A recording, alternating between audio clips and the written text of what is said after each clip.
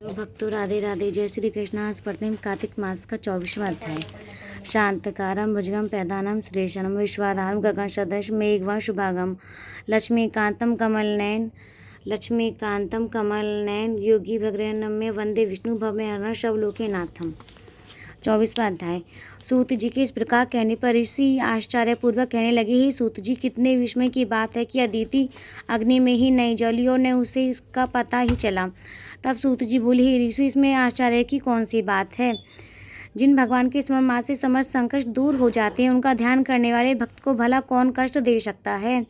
जब अग्नि शांत हुई तब भगवान बोले, स्वयं अदिति के सामने प्रकट हुई और बोले, हे देव माता, तुम्हारी इस कठिन तप से हम अति प्रसन्न हैं, आप इच्छित वरदान मांगिए। भगवान विष्णु को अपने सम्मुख साक्षी उपस्थित देखा अदिति ने विनम्र भाव से भगवान की स्तुति करते हुए कहा, भगवान, आपके स्मरण मात्र से समस्त कलेश दूर हो जाते हैं और आपकी चरण कमलों की सेवा करके भक्तजन परम सिद्धि को प्राप्त करते हैं। ऐसे भगवान को नमस्कार है।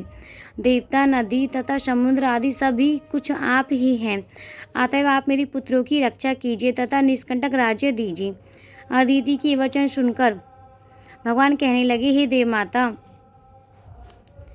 अब मैं पुत्र रूप में तुम्हारे यहाँ जन्म लेकर असुरों का संहार करूंगा। इतना कहकर अपने कंठ की माला अदिति को देकर भगवान अंतर्ध्यान हो गए। इसके पश्चात देव माता अदिति अपने आश्रम में चली आई।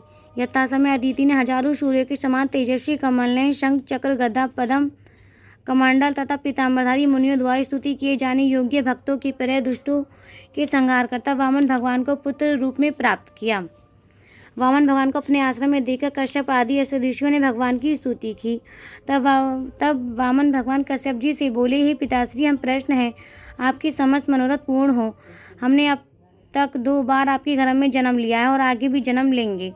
उधर राजा बलि ने दैत्यगुरु श्री शुक्राचार्य की अध्यक्षता में बड़ा भारी एक प्रारंभ किया, जिसमें हवि ग्रहण करने के लिए उन्होंने लक्ष्मी जी सहित विष्णु भगवान का आह्वान किया। उसी समय भगवान वटुक ब्रह्मचारी के रूप में वहां पर उपस्थित हुए। भगवान के बौने ब्रह्मचारी रूप में होते हुए से ऋषि लोग ज्ञान दृष्टि से उनका पहचान गए। उन्हें देखकर दानवगुरु शुक्राचार्य ने राजा बलि को सारी स्थिति में अवगत करा दिया। जय श्री कृष्णा। राधे राधे भक्तों।